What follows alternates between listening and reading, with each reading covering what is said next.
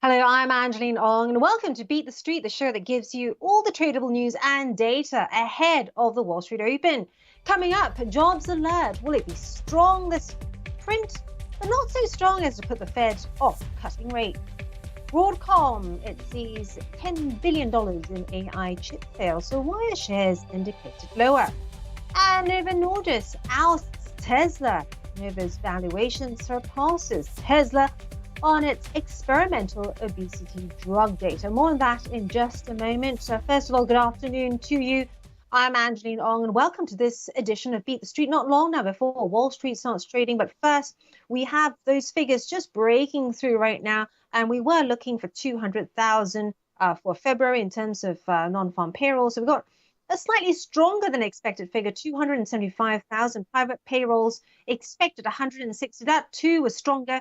223. The unemployment rate, which was expected to stand pat at 3.7%, well, that is higher too, 3.9%. And we are seeing a quick reaction on the US dollar.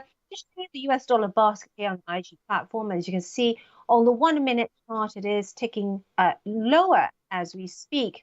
Also checking in on the indices. This is a look at the Dow Jones Industrials, and it is ticking slightly higher right now after that stronger than expected jobs number. Let's cross live now to Charles Morris from Byte3.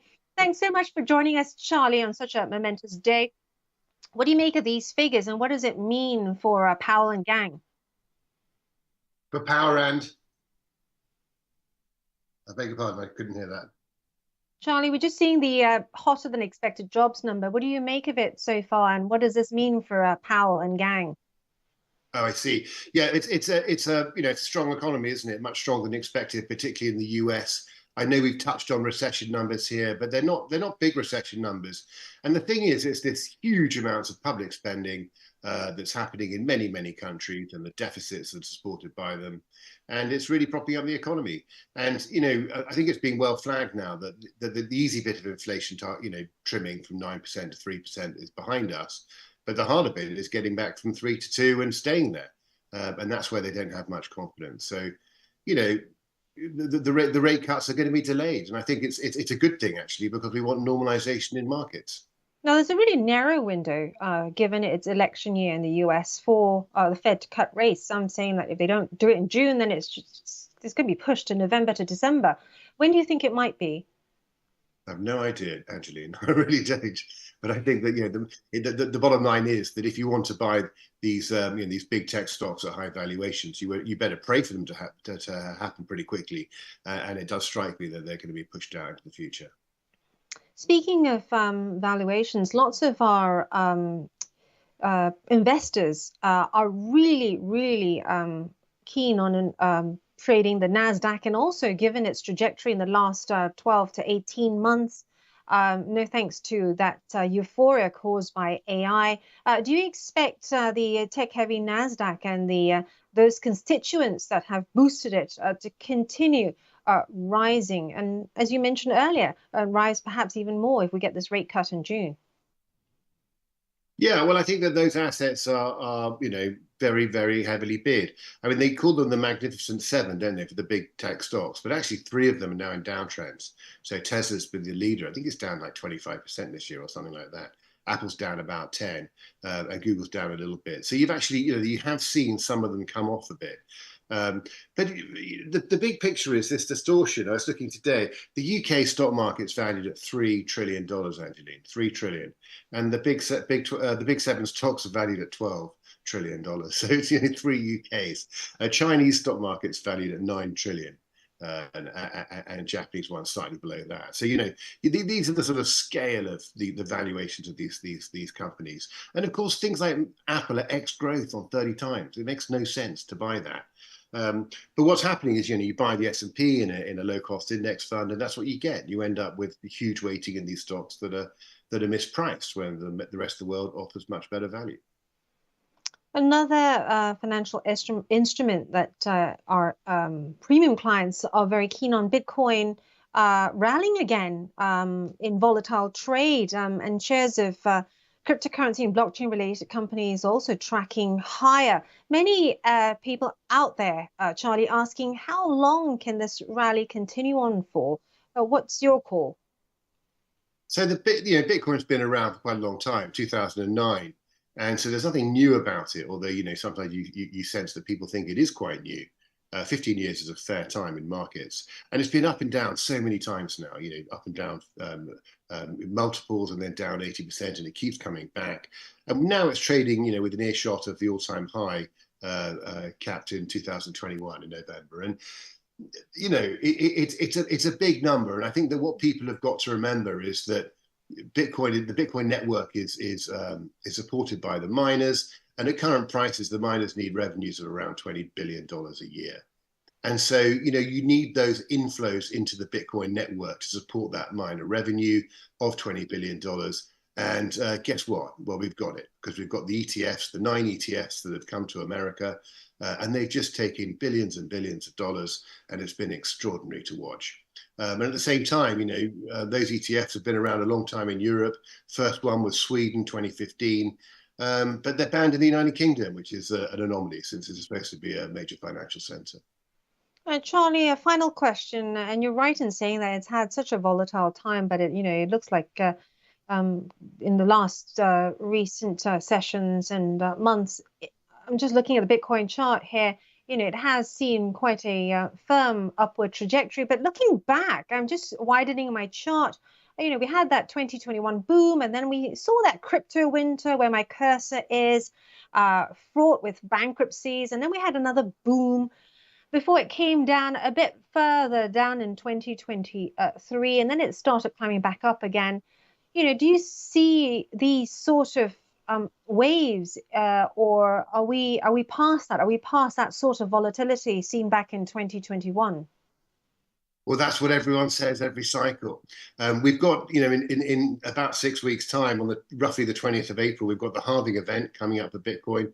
That's going to reduce the supply of the miners. That's going to tighten the network, and that's going to be very supportive, certainly over the next year or two. The problem comes when the ETF buyers get bored. And most cycles you tend to have had big inflows into the network in the early part of the cycle, and then outflows in the latter part of the cycle. And I think that's probably going to be repeated, but to a lesser degree each time. Let's not forget that the volatility of Bitcoin used to be over 100% 10 years ago. Today we're talking 38%. It's less volatile than many banks or oil companies.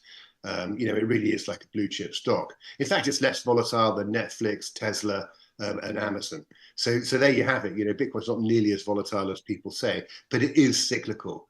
And I think that's worth remembering.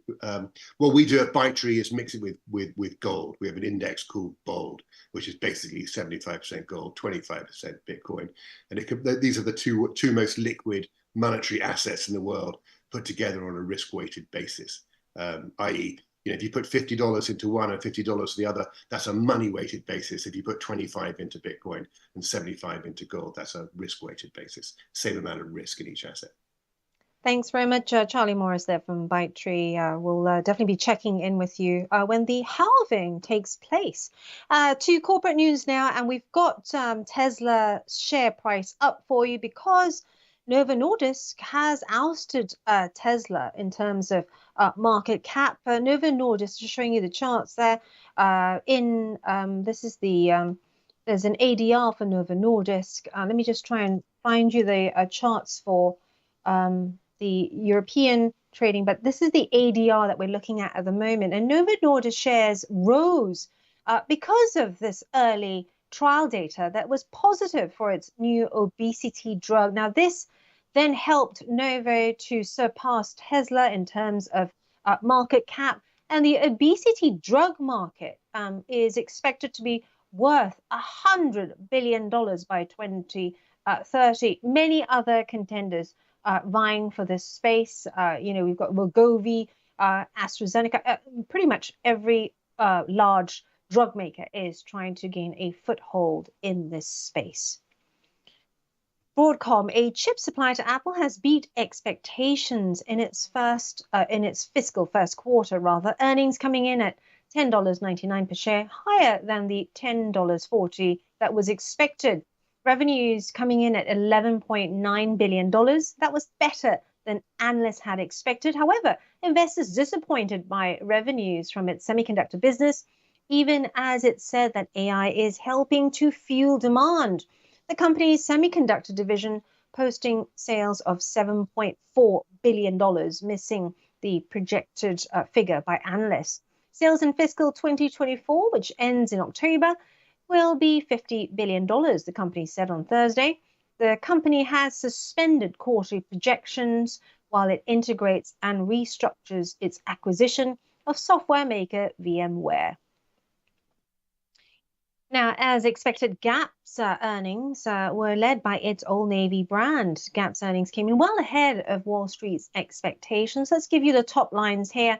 Earnings per share, 49 cents versus 22 cents that was expected. Revenues, $4.3 billion versus $4.2 billion. Net income for the 3-month period that ended February 3rd was $185 million, compared with a loss of $273 million a year earlier. Sales at Old Navy also grew 6% to just under $2.3 billion, and Gap's overall gross margin, well, that surged 5.3 percentage points to 38.9%.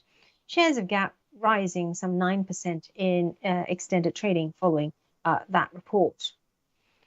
Now, just pulling up the chart of the NASDAQ for you, because as you can see there, there's still this upward trend in play. However, it has breached the trend line twice, but still managing to keep above the trend line there.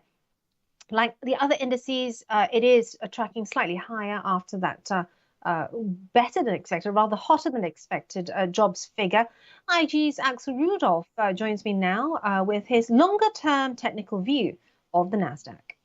Well, Angeline, with Jerome Powell hinting at a possible June rate cut by the Fed and inflation expectations coming down, we see the S&P 500 hitting a new record high, and the NASDAQ 100 is close to also hitting a new record high, but hasn't yet done so. And if you look at the daily chart, you can see here that we continue to head higher, but that we are still, for the time being, seeing negative divergence. And it will be interesting to see whether later on today we can make a new record high. And if so, whether the oscillator then also confirms a higher high here compared to the one it had in March, which would mean that there would no longer be negative divergence. But if negative divergence were to persist, and perhaps it will, if, for example, non-farm payrolls come in much stronger than expected later on today, then perhaps we might see a reversal still with regards to the NASDAQ 100. But from a technical perspective, a reversal would only become valid if we were to break through the October to March uptrend line and also fall through Tuesday's low 1,700, at 17,805. Only then would we have a reversal. Otherwise, the trend's your friend and they're still pointing up. Thanks so much, Axel. Now, having seen the non-farm payrolls just pass across the markets, it brings an end to a week where we've seen data that reinforces the fact that the US has weathered high rates, but the time is coming for rates to start coming down. Jeremy Naylor joins us now with a look at an event next week that may be of interest to traders. Jerry? We look at an event every week to establish where the trading volatility is likely to be. So let's pick up on an event for the week starting Monday, the 11th of March. And I want to focus in on Tuesday's release of consumer price inflation data. Now, this week just having passed has reinforced that fact that the Fed is now done in its upward cycle on interest rates, now looking at a possible 100 basis points, according to some quoted in the markets, suggesting that we could well see on the downside from this point on.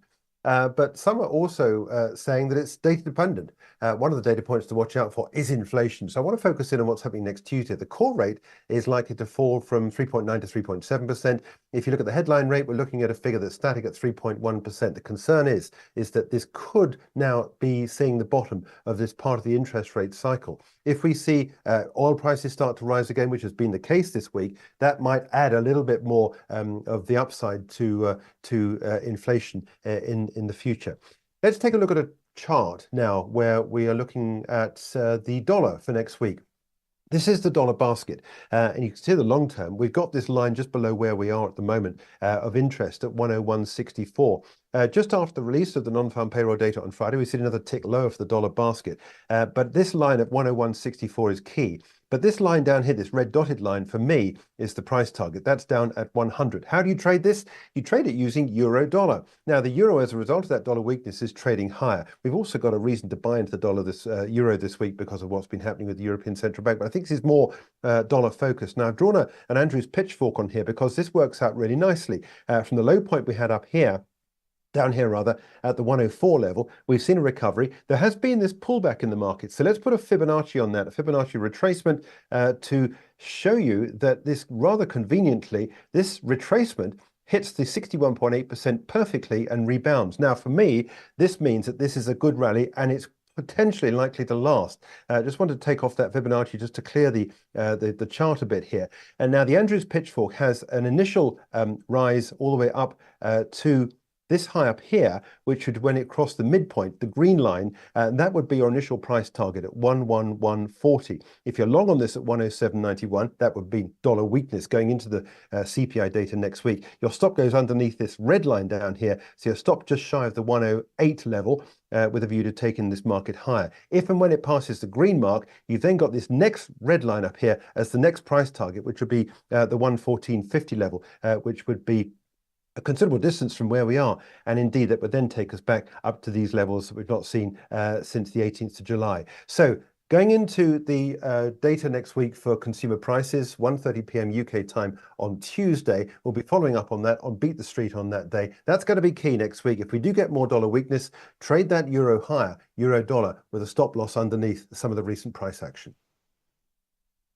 Thanks very much, Jerry. We'll definitely keep a lookout for that. Now, before we go, let's have a last look at how the market is looking, especially after that NFP number. Just looking at Wall Street, giving you the 15-minute view here to show you the reaction there. It is still trickling higher after the NFP number. Just a quick summary of what we got.